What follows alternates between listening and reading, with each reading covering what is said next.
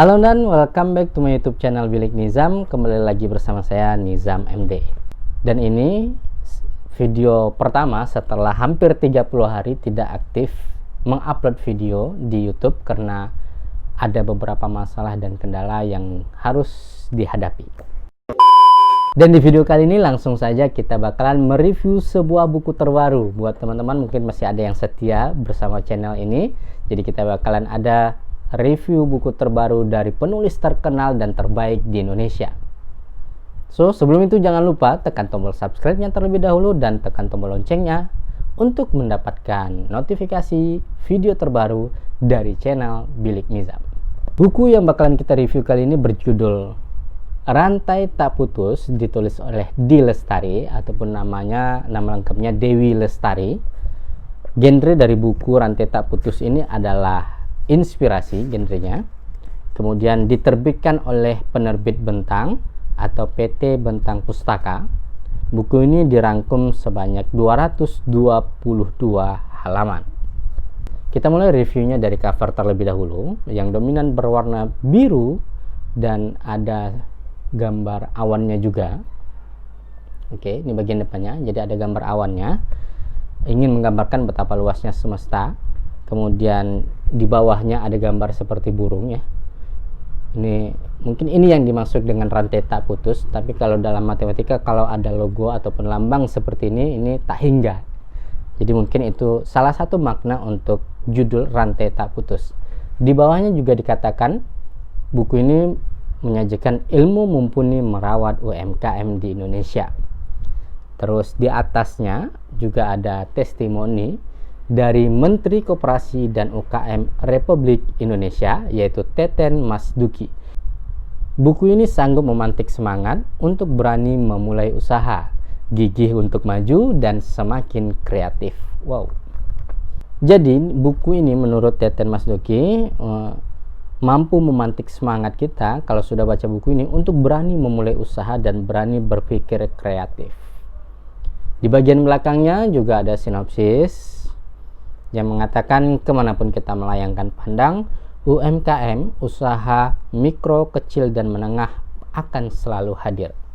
Kemudian ada juga testimoni dari Didit Maulana, seorang desainer busana ikat Indonesia dan edukator wirausaha.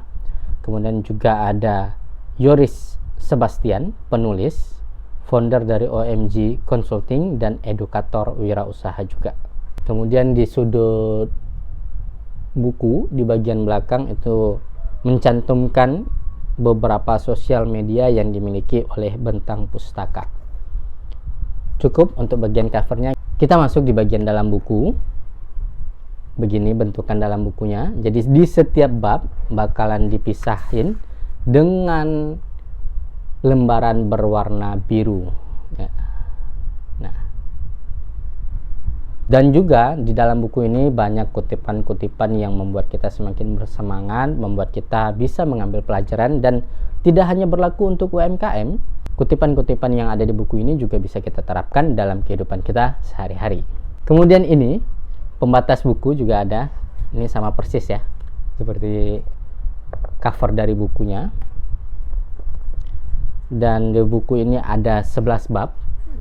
Jadi kita masuk ke daftar isinya.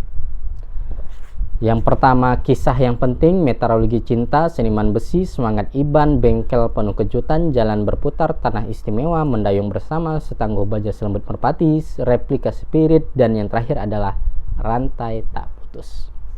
Jadi ada 11 bab yang berisi tentang kisah-kisah dari UMKM di Indonesia, bagaimana mereka bisa berkembang dan bertumbuh.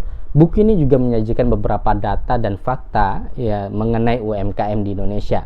Selain ada kutipannya, dilengkapi dengan data dan fakta, serta ada dokumentasinya. Sebelum kita lebih jauh membahas tentang isi dalam buku ini, lebih baik saya memberitahukan kekurangan dari buku ini. Kekurangan dari buku ini menurut saya hanya satu, yaitu foto dokumentasinya berwarna hitam putih. Lihat ya, bukunya mana nih. Salah satu foto dokumentasinya, rata-rata semua foto dokumentasinya berwarna hitam dan putih.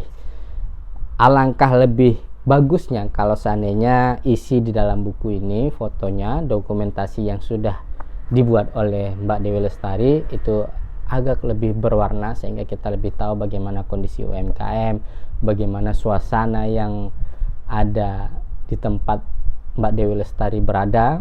Tapi kelemahan tersebut tertutupi dengan gaya kepenulisan Mbak Dewi Lestari itu sendiri, dengan tulisannya yang ciamik, narasi-narasi yang membangun, membuat kita memang beneran semangat ketika kita membaca buku ini. Sehingga kalau kita merasa hidup ini sulit, benar-benar susah, ternyata ada yang lebih susah daripada kita, dan mereka hebatnya tidak menyerah, survive, menjadi lebih baik lagi, bangkit, sehingga mereka bisa menjalani hidup untuk bermanfaat bagi banyak orang. Jangan khawatir kalau sudah berbicara tentang UMKM. Mungkin sebagian orang berpikir buku ini bakalan berat, bikin puyeng, bikin pusing. Tenang, buku ini disajikan dengan ciamik sekali oleh Mbak Dewi Lestari. Memang banyak sekali pengalaman yang bakalan kita dapat dalam buku ini, dan saya jamin ketika teman-teman membeli buku ini dan membaca buku Rantai Tak Putus, tidak bakalan pusing, tidak bakalan mumet, dan gaya bahasanya tidak bakalan berat. Karena kita tahu gaya kepenulisan dari Mbak Dewi Lestari sangat luar biasa. Jadi yang menarik dari buku ini adalah buku ini lahir ketika kita sedang mengalami pandemi global, yaitu COVID-19. Sebenarnya buku ini rilis pada bulan Mei 2020, bertepatan dengan ulang tahun yang ke-40 dari YDBA. Buat teman-teman yang belum tahu apa itu YDBA, YDBA adalah Yayasan Dharma Bakti Astra yang didirikan oleh PT Astra International Tbk. Jadi usianya sudah 40 tahun.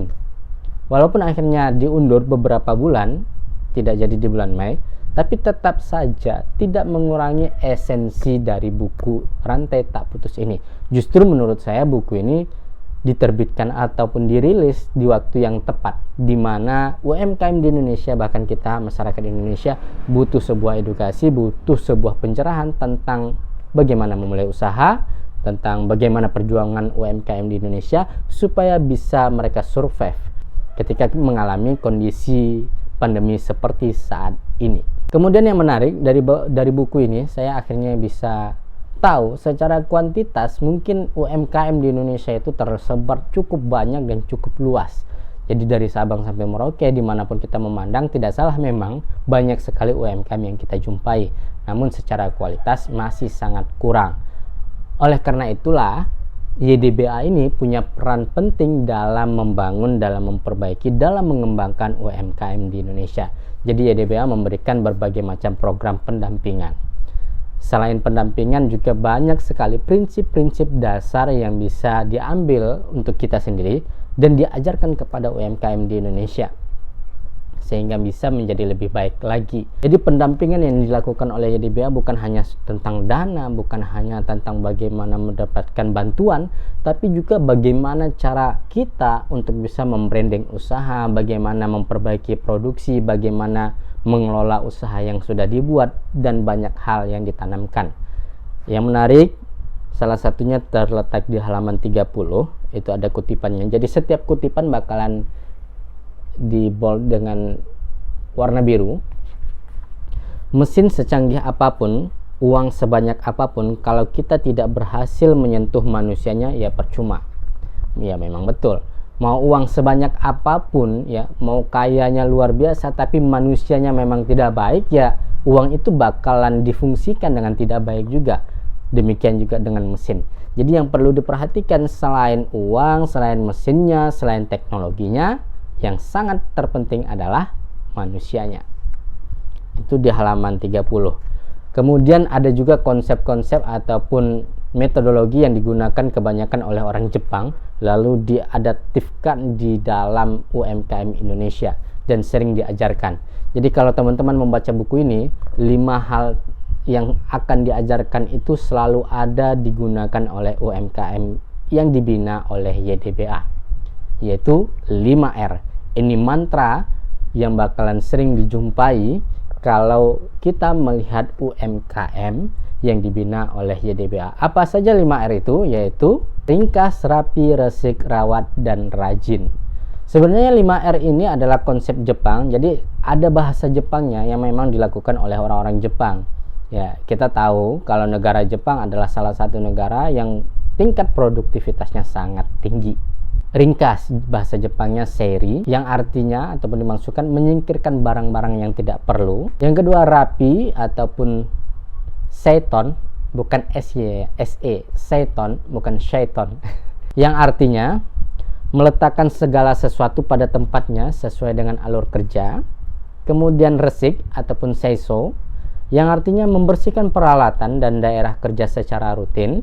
Yang keempat, seiketsu ataupun rawat, yang diartikan memastikan prosedur dan jadwal agar ketiga praktik sebelumnya, yaitu ringkas, rapi, resik, dijalankan dengan sebenarnya dan berlangsung secara kontinu.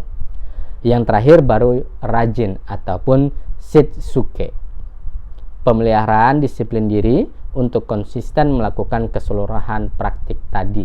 Jadi kalau dilakukan hal yang tadi ini, UMKM bakalan tertata rapi. Mungkin jenisnya adalah usaha mikro kecil menengah, usaha-usaha yang kelasnya di bawah. Tapi kalau menjalankan 5R tadi, mantranya dijalankan dengan baik, usahanya kecil tapi level dari usaha itu sendiri adalah kelasnya dunia. Ya, saya harap sih begitu.